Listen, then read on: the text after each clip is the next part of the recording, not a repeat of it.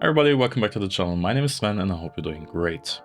Today we're having an in-depth look at one of the most important plugins inside DaVinci Resolve, the Color Space Transform. It is a tool that is prominent in every single color grade I did in the last years, so let's take a look. Essentially, the Color Space Transform OFX, or CST in short, is a tool that contains a huge library of gamuts and transfer curves, and we can use it to convert an image from one color space to another one. By the way, I would highly recommend you watch my videos on gamuts and transfer functions first if you have no idea what either of those terms mean. They're linked above and in the video description. A gamut, if you don't know that, is basically a virtual map that locates the colors that a camera can see or a display can represent. And a transfer curve is just a mathematical curve that maps the light intensities of real life into a range that can be stored in a digital image. So what does that mean? So for example, you might know the terms S-Gamut3 Cine and S-Log3 from your Sony camera, or V-Gamut and V-Log from your Panasonic camera. This means that the Sony camera captures a scene in their Sony color space and Panasonic captures the same scene in their Panasonic color space. So the source, the scene on set, in both scenarios is identical. Then two cameras record the scene, so they both modify the image in their own way, they record to their own color space, and therefore we end up with two similar but different images. Now both Sony and Panasonic publish the map for their color spaces as white papers online. This helps developers like Blackmagic Design to implement this math into their software, and it helps us to actually reverse what both cameras did. What do I mean by that? You see, every camera manufacturer has their own color spaces, as we just said. But which one is correct? Which one really shows the colors as they are in the real world? The answer is no single one does, but we have a standard that we can reference to, the XYZ color space, and we can see this one in all of the white papers. This is our common ground between all of the color spaces by different manufacturers. They all define the coordinates of their camera's color space inside the XYZ space. There is always a gamut conversion from XYZ to the camera gamut, as well as a transfer function from linear to log, and of course the inverse. So in the CST we find two dropdowns for input color space and input gamma, which by the way should be called input gamut and input transfer function, but we already discussed this in the previous video. And two dropdowns for output color space and output gamma. This means that there are actually three color spaces here. Yes, three. The input, the output, and the intermediate, which is XYZ linear. So if we convert an input to an output, we have to understand that there is no direct conversion from the input to the output happening. It is always two steps. It's going input to XYZ linear and then XYZ linear to output. Also, the order in which the conversions are happening is extremely important. The first operation is always input transfer function to linear, then there is the gamut conversion from the input gamut to XYZ, then there is the gamut conversion from XYZ to the output gamut, and finally there is the conversion from linear to the output transfer function. The gamut conversion happens via a 3x3 matrix, and it has to be applied in the linear domain, which explains the order of operations. If we look at the CST in its default state, it says use timeline in all of the dropdowns. And many people assume that this is synonymous with bypass, that this setting wouldn't do anything. However, this is only partly true. What does use timeline mean? This is looking at what we set up in the project settings. Here under color management, we can set up a timeline color space. Even when we don't use RCM or ACES on a project level, we can still tell DaVinci Resolve that we want to work in this color space. This doesn't change the colors like color management would do, but this is incredibly important as many tools are referencing this tag. For example, the CST when it's set to use timeline. So in our case here, the project setting is set to DaVinci White Gamut Intermediate. This means that the dropdowns are set to DaVinci White Gamut and DaVinci Intermediate. If the project was set to Ari White Gamut 3 log C3, the CST would be set to Ari White Gamut 3 log C as well, and so on.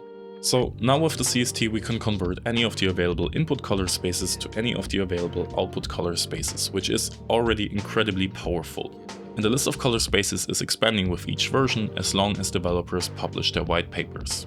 This, by the way, if you are a DJI user, is one of the reasons we can only find dgamut and dlog in this list but not dlogm. DJI does not publish any white papers for dlogm, only for dlog, so Blackmagic Design can't implement a transfer function for dlogm. The same is true for GoPro and other consumer devices, but any professional camera developer has published their white papers at some point.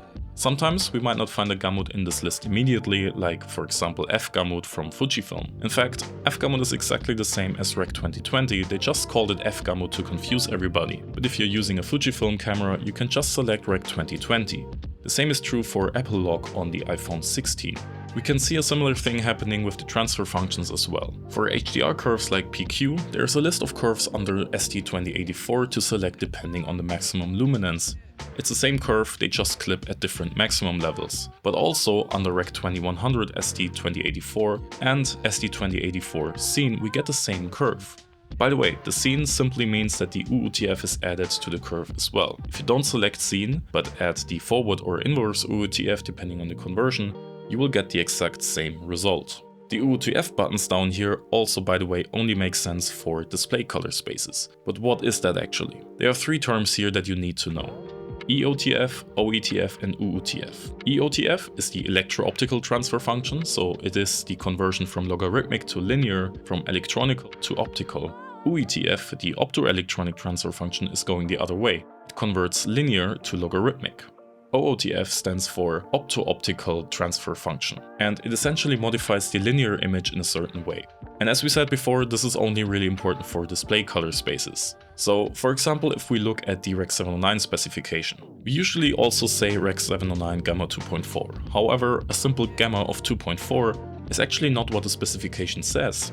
The OOTF adds a specific dip down in the shadows that, combined with the gamma 2.4, creates the full curve that is needed for a Rec 709 output. This is why when you choose gamma 2.4 as the output in the CST, that the checkbox called forward OOTF is enabled automatically. If you select gamma 2.4 as the input, it will enable the inverse OOTF by default. And again, if we simply select Rec 709 Scene instead, which is simply Rec 709 and Rec 709, it does not show the checkbox but applies the OOTF under the hood. I know this is a bit confusing, but after some time of playing around with it, you will start to remember what does what. Just know that when you convert between scene color spaces, so for example every white gamut log C to DaVinci Intermediate, you shouldn't use any of the OOTF settings whatsoever. Another really important section in the CST is the tone mapping. This defaults to DaVinci, but there are also other options like luminance and saturation preserving. So what is that about? Usually, tone mapping should only be used when we convert from scene to display or display to scene. It is a curve that gently pushes highlights down into the range of what the display can show. Without it, we would simply clip off all highlights. But which one should we choose? I'd say you decide, it's a matter of personal taste. Many people here on YouTube prefer luminance mapping, which has been in Resolve for quite some time, but I personally find DaVinci usually more aesthetic, as it is a simpler curve that introduces subtle hue shifts that actually look pleasing. So for example, fire would always get a red, orange, yellow, white gradient, while luminance mapping would restrict it to being only red to white. The other options, clip and simple, are essentially legacy operations that are, to be honest, not very good, and only here because of compatibility reasons with old projects. Saturation preserving is another option that I personally don't find very useful. So what if we only convert a scene color space to another scene color space? You see, every color space usually holds values inside a certain range that is depending on the transfer function. The logarithmic curves map the linear values into the range between 0 and 1. A really flat curve like log C4 could then map incredibly high values above 400 just below 1, while a relatively steep curve like F-log can only store a linear value of about 7. So let's say we convert F-log to log C4. This would mean that the highlights that are clipped by the Fuji camera now show up as gray in the log C4 color space. And this is per se not a problem. It just demonstrates where one camera is better at storing dynamic range than the other one. But if we want to have those highlights behave like highlights in our working color space, we can use tone mapping inside the CST to push them up to where log C would actually clip. This is a pretty extreme example, boosting 7 up to over 400, but I think it demonstrates what Resolve's idea is behind tone mapping. Usually I would not use it this way, however, but just use it for mapping to display as we discussed earlier. If we only convert scene color spaces, we should always disable tone mapping in my opinion, since it introduces non-linearity by literally modifying the highlights. And if I really want to push clipped highlights up for creative reasons, I would much rather do that in a second node instead, because I can place this node anywhere in the node tree. So, for example, after my white balance adjustments, or just before the end. So I hope this clears up some questions you had about the Color Space Transform. It is one of the most important tools in DaVinci Resolve, and it has its place in basically every project I'm working on. If you enjoyed this deep dive, let me know in the comments below, and if you're new here, subscribe to the channel to not miss out on upcoming episodes, and I will see you again in the next video.